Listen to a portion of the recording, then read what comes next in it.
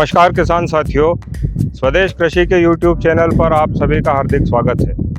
साथियों, जैसा कि आप जानते हैं ग्रीष्मकाल का समय चल रहा है।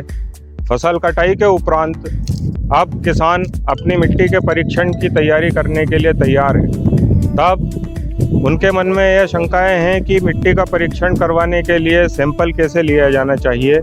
इसी बारे में जानकारी देने के लिए आज हमारे साथ मृदा विशेषज्ञ डॉक्टर संदीप टोडवाल उपस्थित हैं, जो मृदा मामलों के विशेषज्ञ हैं। विगत 20 वर्षों से किसानों के साथ कार्यरत हैं और कृषि क्षेत्र की समस्याओं को अधिक कहीं समझते हैं। तो आइए जानते हैं मृदा परीक्षण के लिए मिट्टी का नमूना कैसे एकत्रित करें, जिससे कि उनके परीक्षण के परिणाम ज़्यादा सटीक आए। डॉक्टर साहब। किसान भाइयों नमस्कार। साथियों, आज हम अपने इस खेत के ऊपर मिट्टी का नमूना हम किसान भाइयों को कैसे लेना है, इस चीज़ के ऊपर अपन प्रदर्शन करके देखेंगे। सबसे पहले तो हमें अपने खेत का चयन करना है। खेत अपना जो हो सकता है आधा एकड़ से 5 एकड़, 2 एकड़ से 5 एकड़ भी खेत जो हो सकता है, और उस खेत में हमें ये देखना है कि इस खेत में हमें किस प्रकार से मिट्टी का नमूना लेना है। तो पहले तो हम ये देख रहे हैं कि ये पूरा खेत जो है, ये हमारा जो ये 3 एकड़ का खेत है, इसमें से हम मिट्टी का नमूना लेना है हमें। हम इस खेत में किस प्रकार से, देखिए अब ये पूरे खेत में से हम झिकझाक विधि से अलग अलग 8-10 स्थानों के ऊपर से हम मिट्टी का नमूना एकत्र करेंगे और उसको फिर एक मिलाकर एक कॉमन मिट्टी का नमूना तैयार करेंगे। तो साथियों, ये पूरा खेत है। अब इसके ऊपर हम अलग अलग स्थानों से मिट्टी का नमूना लेने के लिए जगह का चयन करेंगे। किसान भाइयों देखिए, हमने इस खेत के चयन करने के पश्चात ये हमने जिगजैग विधि से अलग अलग स्थानों को चिन्हित कर दिया गया है। अब प्रत्येक स्थान से हमें एक एक मिट्टी का नमूना लेकर आपस में मिलाना है और फिर एक नमूना बनाएंगे। आप देख सकते हैं कि खेत का पूरा प्रतिनिधित्व करते हुए हम अलग अलग स्थानों से मिट्टी लेने के लिए खेत में चयनित स्थान कर रखे हैं। किसान साथियों, खेत में स्थान चयनित करने के पश्चात हमने देखिए जिगजैग विधि से जो स्थानों का चयन किया था, उसमें एक स्थान से कैसे मिट्टी का नमूना लेना है हम इसको देखेंगे। अभी ये हमारा स्थान चयनित था। यहाँ हमने 15 सेंटीमीटर गहराई का ये गड्ढा खोदा है। देखिए गड्ढे को आप देख सकते हैं वी आकार का है। इस गड्ढे को खोदने के पश्चात हमें इस गड्ढे की मिट्टी को नहीं लेना है। इस गड्ढे की सारी मिट्टी हम निकाल के बाहर रख दी और हमें इसको खुरपी की सहायता से ये मिट्टी खिराना है। इसको खिरा के दिखाओ मिट्टी को कैसे खिराएंगे। ये पूरी मिट्टी खुरपी की सहायता से 1 से 2 इंच मिट्टी हम खिरा रहे हैं।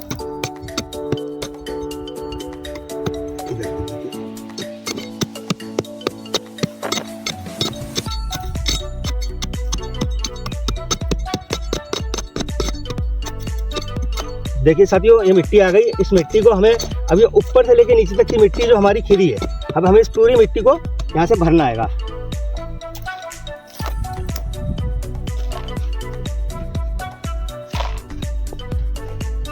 साथियों, इस प्रकार से हमने अपने पूरे खेत से 10 स्थानों से ये मिट्टी का नमूना लिया। अब इस मिट्टी के नमूने को हम अच्छी तरह से आपस में मिलाकर एक प्रतिनिधित्व नमूना हम तैयार करेंगे। तो साथियों, हमने पूर्व के वीडियो में देखा कि मृदा परीक्षण के नमूने एकत्रित करने के लिए हमने किस प्रकार से 3 चरणों में तैयारी की। हमने सबसे पहले खेत को चयनित किया, वहाँ पे जिगजैग पद्धति से निशान लगाए और फिर मिट्टी का नमूना कैसे एकत्रित किया जाए, मिट्टी के गड्ढे को कैसे खुदाई की जाए, वहाँ से नमूना कैसे लिया जाए, इस बात को सीखा। अब हम इस मिट्टी परीक्षण के नमूने के अंतिम पायदान पे हैं, जो कि सबसे महत्वपूर्ण कड़ी है। इसे प्रतिनिधि नमूना कहा जाएगा, जो कि हम मिट्टी की जांच के लिए भेजेंगे परीक्षण के लिए कार्यशाला में। तो आइए जानते हैं डॉक्टर संदीप टोडवाल जी से कि प्रतिनिधि नमूना कैसे तैयार किया जाए, जिससे कि मिट्टी परीक्षण के सबसे सटीक नतीजे कृषक बंधुओं को प्राप्त हो सके। डॉक्टर साहब। जी बिल्कुल। किसान साथियों, हमने अलग अलग स्थानों से पूरे खेत में चिन्हित करके 10 स्थानों से जो मिट्टी के नमूने एकत्र किए, उन्हें हमने एक तगारी में इकट्ठा कर लिया। ये नमूने को हम अच्छी तरह से मिलाएंगे। देखिए ये तगारी है हमारी, जिसमें हमने नमूना सब जगह से एकत्र किया था, और हम ये इस प्रकार से हमें प्रतिनिधि नमूना बनाना, उसको हम देखेंगे। ये पूरे खेत की मिट्टी के हमने जो नमूने लिए थे उसको मिला लिया। अब इसको हमने अच्छी तरह से मिलाना है।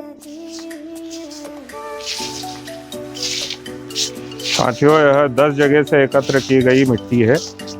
हमें इसे करीबन 300 से 500 ग्राम की अंतिम अवस्था तक लेकर आना है। जो किस तरह से होगा यह डॉक्टर साहब हमें समझा रहे हैं।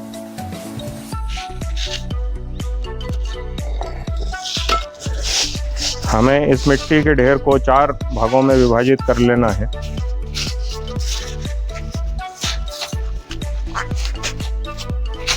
और हर बार आमने सामने के 2 भाग लेते जाना है और 2 भाग हटाते जाना है। डॉक्टर साहब बताएं आप। साथियों, अब हमने इस मिट्टी को 4 भागों में बराबर भागों में बांट लिया है। अच्छी तरह से मिली हुई मिट्टी है। अब इसमें हम 2 भाग मिट्टी के निकाल के बाहर फेंक देंगे, हटा देंगे।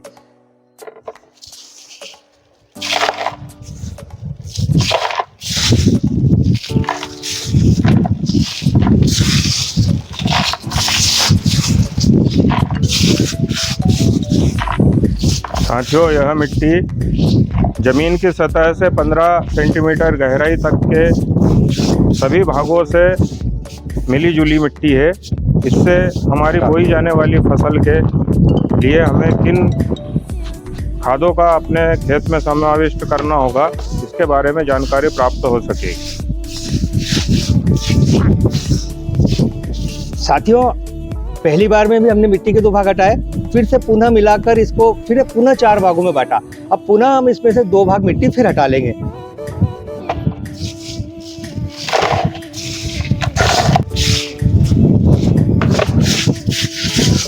अब देखिए धीरे धीरे इसमें मिट्टी कम होती जा रही है।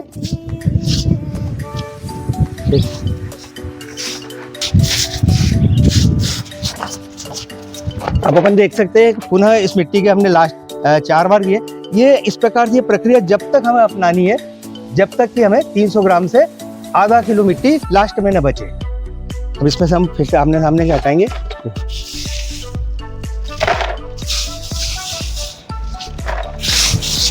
तो साथियों, अब आप देख सकते हैं कि 500 ग्राम के करीब मिट्टी अब हमारे पास शेष बची है, जो कि मृदा परीक्षण की प्रयोगशाला में भेजे जाने के लिए एक आदर्श स्थिति है। हम इस मिट्टी को एक साफ सुथरी कपड़े की थैली में या साफ सुथरी पॉलीथीन की थैली में एकत्र करें। यह इस तरह से हमने एक कपड़े की थैली में हमारे मृदा नमूने को, प्रतिनिधि मृदा नमूने को एकत्र किया है और इसके साथ हमें एक पत्रक शामिल करना होगा। इस पत्रक की मदद से हमें यह जानकारी प्राप्त करना आसान रहेगा कि परीक्षण उपरांत हम जो फसल बोने वाले हैं आगामी सीजन में, उस फसल के लिए विशेष तौर पर हमें किन उर्वरकों की आवश्यकता होगी, हमारी मिट्टी में किन उर्वरकों की अधिकता है, किनकी न्यूनता है। इन परीक्षण के माध्यम से कृषक भाई अपने उत्पादन को बढ़ा पाएंगे। साथियों, ये पत्रक है, इसमें हमारी किसान की मूलभूत जानकारी, नमूना एकत्र करने की तारीख, किसान का आधार नंबर, मोबाइल नंबर, ये सारी जानकारी इसमें है। इसमें सबसे पहले किसान का नाम, पिताजी का नाम और साथ साथ गांव का नाम, वो उसने पहले कौन सी फसल लगाई थी, उसका रकबा कितना है, खसरा नंबर क्या है और अब आगे वो कौन सी फसल लगाना चाहता है, ये सारी जानकारी आप देख सकते हैं इस प्रकार के पत्रक में जो है लिखित में है।